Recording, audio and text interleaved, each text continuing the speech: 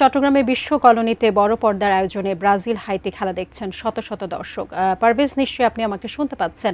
কি অবস্থা সেখানে দেখতে পাচ্ছেন? কেমন উৎসাহ উদ্দীপনা বিরাজ করছে সেখানে? উল্লাস করছে, আয়োজন করছে। আমরা একজন দর্শককে একটু যুক্ত করে নেই। আপনার কাছে কি মনে হয় আপনার দল কেমন করবে?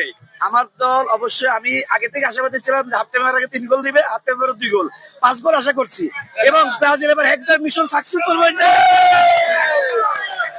যে আপনি শুনছিলেন দর্শকদের যে উন্মাদনা সেটা আমরা দেখতে পাচ্ছি, অর্থাৎ এখানকার এই যুব দলের আয়োজনে আসলে এই বড় পর্দার খেলাটি হচ্ছে।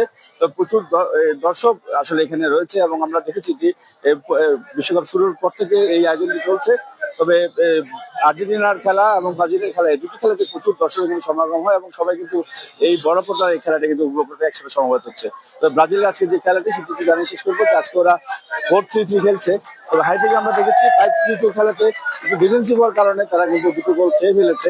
তবে সবাই আশা করছিল একটি জমজমাট ম্যাচ হবে, সেজন্য একটি অবস্থায় কিন্তু আমরা এখানে দেখতে পাচ্ছি। তো আপাতত যে প্রচুর মানুষের উপস্থিতি এবং প্রচুর দর্শক বড় পর্দায় খেলা উপভোগ করছে, শুধু চট্টগ্রাম এই জায়গাটি নয়, অনেকগুলো জায়গায় এরকম বড় পর্দায় দর্শকদের খেলা আমরা দেখেছি।